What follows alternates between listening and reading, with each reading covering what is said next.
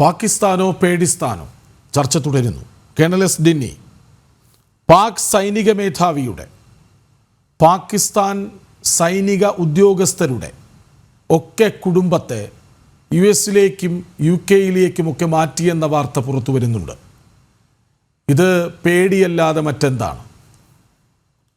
തീർച്ചയായിട്ടും നമുക്കറിയാം, ആദ്യം തന്നെ ഈ പാകിസ്ഥാൻ ആർമിയുടെ ഈ മുതിർന്ന റാങ്കിലൊക്കെ ഉള്ള ജനറൽസും മറ്റ് റാങ്കിലൊക്കെ ഉള്ളവരും അവരുടെ കുടുംബത്തെയൊക്കെ വെളിയിൽ തന്നെയാണ് സെറ്റിൽ ചെയ്തേക്കുന്നത്. കാരണം പാകിസ്ഥാന്റെ ഉള്ളിൽ അത്രയും ദയനീയമായിട്ടുള്ള ഒരു അവസ്ഥ ഉണ്ടായിട്ട് അവര് ദുബായിലും കാനഡയിലും US-ലും ഈവൻ UK-യിലും ഒക്കെ ധാരാളം പേര് സെറ്റിൽ ആവുന്നുണ്ട്. അതുപോലെ തന്നെ അവിടെ അവർക്ക് തൊഴിൽ പോലും പാകിസ്ഥാൻ ആർമിയുടെ ഒരു രീതിയിലനുസരിച്ച് അവിടെ അവർക്ക് അതും ചെയ്തു കൊടുക്കും. ബിസിനസ് സ്റ്റാർട്ട് ചെയ്യാനും മറ്റു കാര്യങ്ങളൊക്കെ പാകിസ്ഥാൻ ആർമി തന്നെയാണ് അവരെ ഹെൽപ്പ് ചെയ്യുന്നത്, മറ്റ് ഇതൊക്കെ ചെയ്യുന്നത്. ഈവൻ പാകിസ്ഥാന്റെ ഉള്ളിലും അതുപോലെ തന്നെ പാകിസ്ഥാന്റെ പുറത്തും. കഴിഞ്ഞ വർഷമായിരുന്നു ഏതോ ഒരു ജനറൽ ഏതോ ഒരു പിസ്സ ഫാക്ടറി തുടങ്ങാൻ വേണ്ടി പുറം രാജ്യത്തിലുള്ള ആരുമായിട്ടൊക്കെ എന്തോ എഗ്രിമെന്റ് ഒക്കെ ചെയ്തെന്ന് പറഞ്ഞിരിക്കുന്ന ന്യൂസ് വന്നത്. അപ്പൊ തീർച്ചയായിട്ടും ഇപ്പോഴത്തെ അവസ്ഥ വെച്ച് ജനറൽ അസീം മുനീറിന്റെ പോലും കുടുംബം അംഗങ്ങൾ പുറത്തോട്ട് പോയി എന്നുള്ള റിപ്പോർട്ട്സ് വരുന്നതാണെങ്കിൽ തീർച്ചയായിട്ടും അത് ഒരു സൂചനയാണ്. അതായത് അവർക്ക് ഭയമുണ്ട്. ആ ഭയം അതിനകത്ത് യാതൊരു സംശയമില്ല. അപ്പൊ അതുകൊണ്ടാണല്ലോ ആദ്യം കുടുംബാംഗങ്ങളെയൊക്കെ മാറ്റുന്നത്. അപ്പൊ ഈ പറഞ്ഞു വരുന്നത് അവർ ചെയ്തത് എന്താണെന്ന് അവർക്ക് നല്ല ബോധ്യമുണ്ട്. ആ ചെയ്തതിന് തിരിച്ചടി കിട്ടും എന്നുള്ള നല്ല അറിവുമുണ്ട്.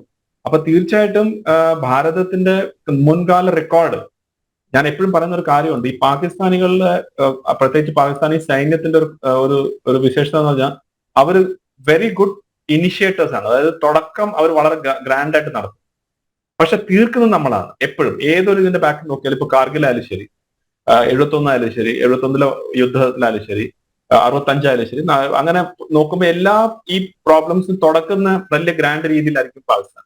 പക്ഷെ അവർക്ക് അത് കഴിഞ്ഞാൽ പിന്നെ എന്തോ ചെയ്യണമെന്ന് അറിയാത്ത ഒരു അവസ്ഥ വരും. ഇപ്പോഴും അത് തന്നെയാണ് ഒരു സംഭവിച്ചിരിക്കുന്നത്. അവർ ഈ ഒരു ഹീനമായിട്ടുള്ള ഒരു കാര്യം ചെയ്തു, പക്ഷെ ഇനി അതിനെ എങ്ങനെ ഹാൻഡിൽ ചെയ്യണമെന്ന് അറിയാത്ത ഒരു രീതിയിലാണ് നിൽക്കുന്നത്.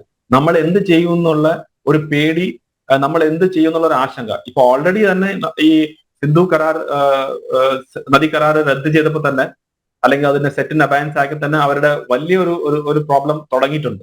ആളുകൾ തന്നെ, ഞാനിപ്പോ ധാരാളം ഇതിനകത്ത് വീഡിയോസ് ഒക്കെ കാണായിരുന്നു, അവിടുത്തെ ആളുകൾ തന്നെ ഓൾറെഡി പറയാൻ തുടങ്ങി ഇത് ഈ വെള്ളം കുറഞ്ഞു പോയി, ഇത് എങ്ങനെ രീതിയിൽ നമ്മൾ ഇനി എന്ത് ചെയ്യും എന്നൊക്കെ പറഞ്ഞിട്ടുള്ള ധാരാളം പ്രശ്നങ്ങൾ ഇപ്പൊ ഓൾറെഡി വന്നു കഴിഞ്ഞു. അവിടാണ് അതേ രാജ്യത്തിന്റെ സൈന്യത്തിന്റെ ഏറ്റവും മുകളിലിരിക്കുന്ന ഓഫീസേഴ്സിന്റെ മക്കളെല്ലാം പുറം രാജ്യത്തിലേക്ക് അല്ലെങ്കിൽ അവരുടെ ഫാമിലീസിനൊക്കെ പണ്ട് ചെയ്ത് എങ്ങനെയാണോ അതേപോലെ തന്നെ ഇപ്പോഴും വിടുന്നു പറയുമ്പോൾ തീർച്ചയായിട്ടും ആ സൈന്യത്തിന് ആ രാജ്യത്തിന്റെ ഉള്ളിൽ എന്തുമാത്രം വിലയുണ്ട് എന്ന് നമുക്ക് മനസ്സിലാവും. അപ്പൊ ഞാൻ ഇതിനകത്ത് കാണുന്ന വെച്ചാൽ ഈ ഒരു പ്രശ്നം ഇത് വെറും ഒരു സൈനിക നടപടിയിൽ മാത്രം ഒതുങ്ങത്തില്ല. ഈ ഒരു പ്രശ്നത്തിന് ഇതൊരു പരിഹാരം, എന്നേക്കുമായിട്ടുള്ള ഒരു പരിഹാരത്തിനാണ് നമ്മൾ നോക്കുന്നത്.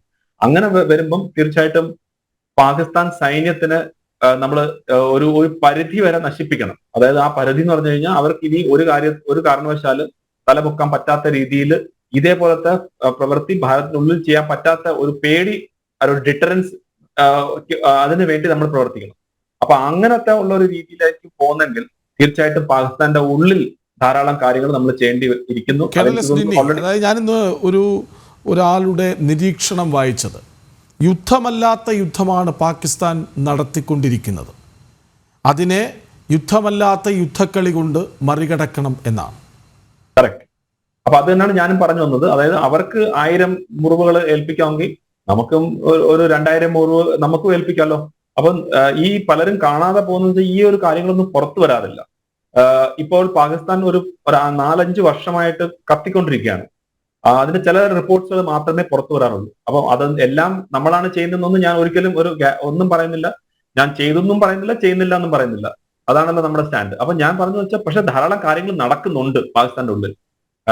FATF ഫിനാൻഷ്യൽ ആക്ഷൻ ടാസ്ക് ഫോഴ്സിന്റെ അവരുടെ നമ്മൾ കൊടുത്ത റിപ്പോർട്ട്സ് അനുസരിച്ച് പാകിസ്ഥാന്റെ അഗെയിൻസ്റ്റ് ആയിട്ട് ധാരാളം സാങ്ഷൻസ് പോലെ വന്നിരുന്നു. 5 വർഷം അവർ ആ ഗ്രേ ലിസ്റ്റിലായിരുന്നു. അത് കാരണം ധാരാളം പ്രോബ്ലംസ്, അതായത് സാമ്പത്തികമായിട്ട് ഏറ്റവും പിന്നോക്കം നിൽക്കുന്ന ഒരു അവസ്ഥയാണ്. അതുപോലെ ഈ അവരുടെ ആഭ്യന്തരമായിട്ടുള്ള നോക്കൂ, ബലൂചിസ്ഥാൻ കത്തുകയാണ്, ട്രെയിനിനെയാണ് അവിടെ ഹൈജാക്ക് കൊണ്ടുപോയിട്ടുള്ളത്. അഫ്ഗാനിസ്ഥാൻ താലിബാനും പാകിസ്ഥാൻ താലിബാനും തമ്മിൽ അടിയടക്കുകയാണ്. പാകിസ്ഥാൻ താലിബാന്റെ വന്നിട്ട് ഉള്ളിൽ വലിയ പ്രശ്നം നടക്കുന്നു. അഫ്ഗാനിസ്ഥാൻ താലിബാനും പാകിസ്ഥാൻ ബോർഡർ റേഞ്ചേഴ്സ് തമ്മിൽ അടിയടക്കുകയാണ്. അവരങ്ങോട്ടും ഇങ്ങോട്ടും ഫയർ ചെയ്യാണ്. ഇന്നത്തെ അവസ്ഥയിൽ അഫ്ഗാനിസ്ഥാൻ പറയാണ് പാകിസ്ഥാനാണ് ഞങ്ങളുടെ ഉള്ളിൽ വന്ന് തീവ്രവാദം നടത്തുന്നത്. ആലോചിച്ച് നോക്കൂ, അഫ്ഗാനിസ്ഥാൻ താലിബാനാണ് പറയുന്നത് പാകിസ്ഥാൻ ഞങ്ങളുടെ ഉള്ളിൽ വന്ന് ഭീകരവാദം നടത്തുന്നു എന്നുള്ള ഒരു ദിവസം പോലും നമ്മൾ കാണേണ്ടി വന്നു. അപ്പൊ അങ്ങനത്തെ ഒരു അവസ്ഥയിലേക്ക് പാകിസ്ഥാൻ നിൽക്കുകയാണ്. അപ്പൊ അങ്ങ് നേരത്തെ പറഞ്ഞ പോലെ പല സ്ട്രാറ്റജീസും കാണും, പല സ്ട്രാറ്റജീസും ഭാരതം ചെയ്യുന്നു, ഓൾറെഡി ചെയ്തു തുടങ്ങിയിട്ടുണ്ട്. ഇനി അങ്ങോട്ടും മുന്നോട്ടും അതുപോലെ തന്നെ ആയിരിക്കും. അതിനകത്ത് സൈന്യ നടപടി എന്ന് പറഞ്ഞാൽ ഒരൊറ്റ നടപടി, ആ ഒരു നടപടി മാത്രമായിരിക്കത്തില്ല, അത് കാണും, അതിന്റെ രീതിയിൽ ചെയ്യണം, അത് ചെയ്തേ തീരൂ. പക്ഷെ അതല്ലാതെ നമ്മൾ കാണാത്ത, നമുക്ക് ചിന്തിക്കാൻ പറ്റാത്ത, നമ്മൾ ഒരിക്കലും അറിയാൻ പോകാത്ത പല കാര്യങ്ങളും പാകിസ്ഥാനുള്ളിൽ നടന്നുകൊണ്ടിരിക്കുകയാണ്. അത് തുടരും തന്നെയാണ് എന്റെ വിശ്വാസം. യെസ്.